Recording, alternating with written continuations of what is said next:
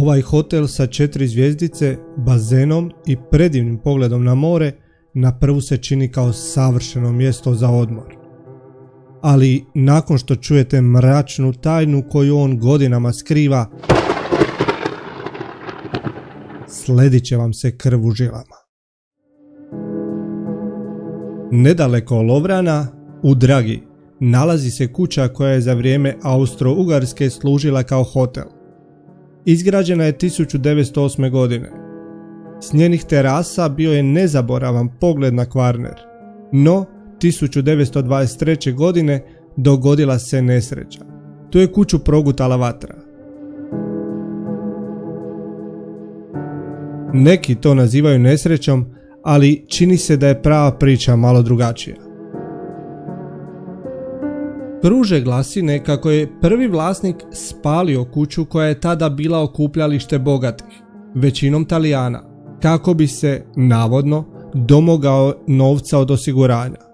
Mještani su kuću pokušali spasiti, ali neuspješno. Od kuće su ostali samo 4 zida, a mještani pričaju kako je vlasnik u noći, prije nego što je spalio kuću, skinuo sve s kuće, do najsitnijih detalja. Čekalo se na obnovu neko vrijeme, no kad su napokon krenuli radovi, počele su se događati neobjašnjive pojave. Drugi vlasnik, koji je bio Čeh ili Mađar, nema pouzdanog izvora, kupio je kuću nakon Drugog svjetskog rata, kako bi ju preuredio. Napravio je krov, ali je stiglo nevrijeme s pijavicom koja je sva krovišta u mjestu poštedjela, osim ove, tek obnovljene kuće. Počupala je sve grede i sve je letjela unaokolo. Očito se okomila samo na tu ukletu kuću. Čini se da su mračne sile željele kuću samo za sebe. Ubrzo nakon toga vlasnik se razbolio i bez dijagnoze umro u vrlo kratkom vremenu. A ni treći vlasnik nije bio bolje sreće. Misteriozno je poginuo u prometnoj nesreći vozeći se prema istoj toj kući. Ali naravno da tu ne završava priča o misterijama koje tu kuću prate. Ona nije ubijala samo svoje vlasnike, nego čak i turiste koji su se slučajno tamo zatekli. U taj nedovršeni objekt se za jednog ljetnog pljuska 90-ih skrilo dvoje Čeha, otac i sin koji su planinarili okolicom. Na prvu im se kuća činila kao savršeno skrovište u kojem će ostati dok se nevrijeme ne smiri, kako bi nastavili dalje. Ali kuća je imala nešto drugo u planu. Nakon snažnog bljeska u kuću je udario grom i usmrtio ih.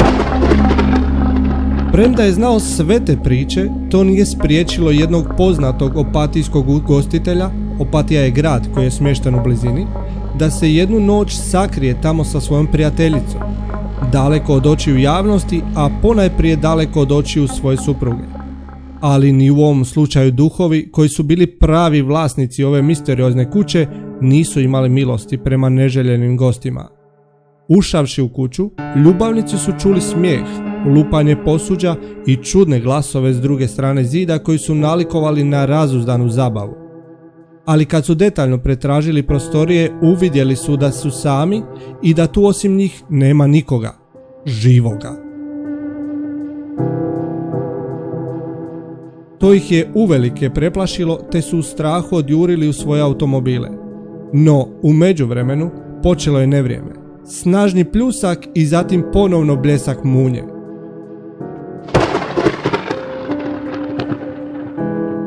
Grom je udario u stijenu pored kuće i odvalio ju na njihova vozila. Oboje ljubavnika su poginuli na mjestu. Je li za sve to kriv prvi vlasnik koji je zapalio kuću i na taj način probudio zle sile?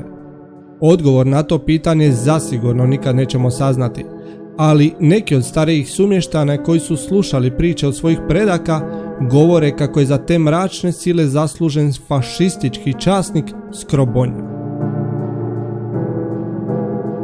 On je u kući držao 3 djevojke, optužene za suradnju s komunistima i podvodio ih visokim časnicima za zabavu. I sam Skrobonja je ondje stradao. U bijesu zbog naleta ljubomore supruzi s kojom je imao 4 djece, kad su otišli na stijenu iznad kuće po sijeno, srpom je prerezao grkljan. Nakon toga se skinuo gol i bacio sa stijene. Za njima je ostalo 4 nezbrinute djece. Kuću je 1978. godine kupila obitelj Nikolac. Kristijan Nikolac ju je počeo renovirati, no samo nekoliko mjeseci nakon toga je poginuo u prometnoj nesreći. Danas ta ukleta kuća ima potpuno drugačiji izgled. Sad je to postao idiličan hotel s 4 zvjezdice. Čini se da su se duhovi malčice primirili. Hotel je poprimio onaj sjaj koji je imao nekada, možda čak i više od toga. Sada je postalo mjesto zabave, veselja te uživanja u prirodi i odmoru. Ali do kada? Hoće li se usnuli duhovi ponovno razbuditi i nastaviti sa svojim jezivim igrarijama? Razvila se i teorija da ova kuća sama bira svoje vlasnike. Kreator takve ideje je radiestezist Borivoj Bukva, koji je Viskom obišao kuću još dok je bila u ruševnom stanju. Tvrdi da je Visak odmah reagirao. Tvrdi i da su ga u kući, koja je tada još bila tek ruševina, dočekali pletena fotelja, stol i koljevka, te 4 tanjura na stolu. Kad je iskoristio Visak da sazna što se to zapravo u kući događa, dobio je 3 puta zaredom jasne naredbe da se s mjesta gubi iz kuće, što je on i učinio. Nakon toga je tvrdio da je imao osjećaj kako ga netko gura da skoči niz liticu. Danas hotel, koji nosi svoje prvotno ime, Hotel Draga di Lovrana, proživljava svoje najsjajnije trenutke, a mnogobrojni posjetitelji željni avanture iz prve ruke žele proživjeti i doživjeti sve one jezive priče koje taj hotel prate.